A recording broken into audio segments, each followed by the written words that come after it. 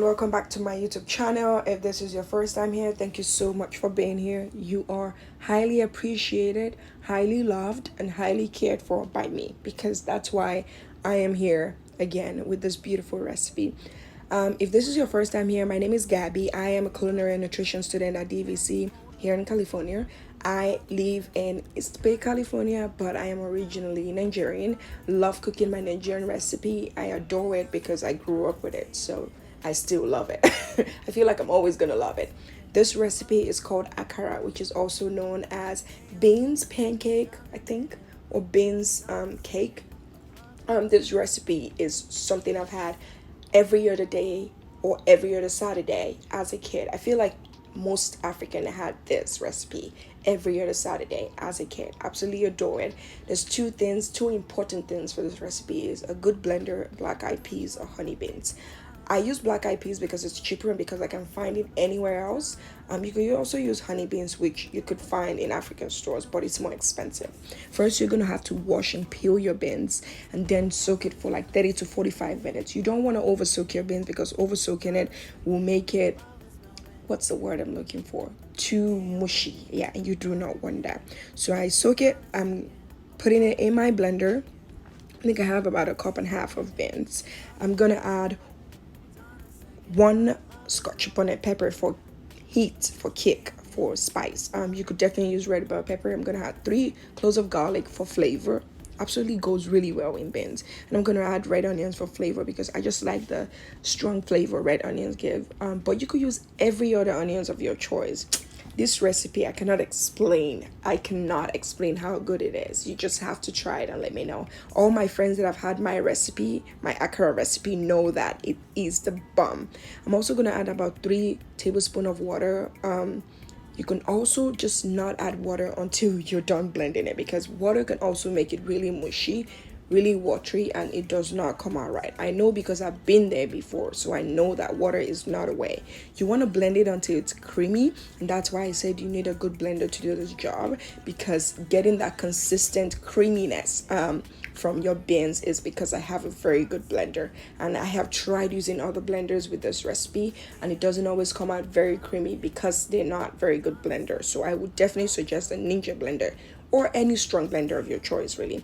I'm gonna add onion, salt, and paprika for color. I also added some chopped bacon, which is definitely something you've probably never heard of before, but bacon is really crispy, really nice, really salty, and that's why I love it in akara.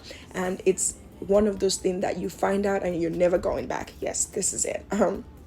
You don't want to add too much salt because bacon has a lot of salt, so you do not want to add too much salt. And truthfully, why add so much salt? It's going to give you the same results. So less salt, the better, the healthier. And then I'm going to whip it up with my hand mixer for about 5 to 7 minutes. You're going to do this until it's double in size. And do not worry, if you do not have a hand mixer, you could definitely use a wooden spoon to just mix until it's a little bit airy. You want it airy, but you want it airy, but you do not want it too airy, because if it is too airy, then you lose that nice consistency, because it looks great when you fry it up, but after a few minutes it gets all soggy and mushy and it gets all oily, and you want your akara to be so perfect that you could have it the next day or the next day or the next day after that. So make sure you don't make it too airy, and that is literally one of the secret. I've seen a lot of people making akara on my WhatsApp, my Instagram, and I realized by just looking at it that the mistake they're making is too much water or too much air, and that's why those two things are like the enemies of akara. So try not to do that, and you're gonna have the best akara, and I'm telling you, you're gonna keep coming back to this recipe. You're gonna remember me and the good thing I have done for you. Amen. So as you can see, I'm whipping it up, and then we're gonna add oil. I use sunflower seed oil, yes, but you could use any oil of your choice. You could use vegetable oil, you could use literally any oil you prefer to use. And then we're gonna make sure that it's heated well. How you know it's heated well? put a wooden spoon in the oil. If it bubbles by the wooden spoon, then that's a perfect oil. I'm gonna try to turn it off a little bit on low while I scoop my beans into the oil, because if I do not do that, then the oil keeps heating up, and after you frying it, you realize that it's not cooked all the way. And do not eat it, because that could be a very bad situation. It could cause food poisoning, it could get you sick, and you do not want to eat an akara that's not cooked all the way, right? Look how beautiful that akara is. Then you're gonna flip it and then cook it again until it's golden and really nice. I cannot explain, guys, the crunchiness, the saltiness, the beautifulness. It was amazing. Yeah, it was great. Like, you guys just need to try it and let me know what you think about it. I don't even know why I was using a wooden spoon, because I know that I have something better than a wooden spoon to scoop that akara out of that oil. So I went to grab one.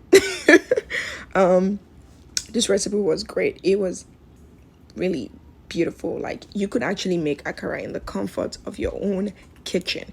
No stress, no wahala. Another secret is you could peel as much beans as you want and freeze it, and then keep reusing it every time you need it. All you have to do is just defrost it, which is another secret that I've learned. Now I just peel an entire 5 pound of beans and put it in my fridge, because you could use it for moi moi and akara, and you could use it for ekuru, which is perfect. Look at that akara, guys. I actually ate it 2 days later and it still tasted great. The crunchiness, the saltiness, the beautifulness. Oh, it was amazing. If you love this recipe, do not forget to subscribe, like, comment, share. Thank you guys so much for your support. Have a great weekend. Bye.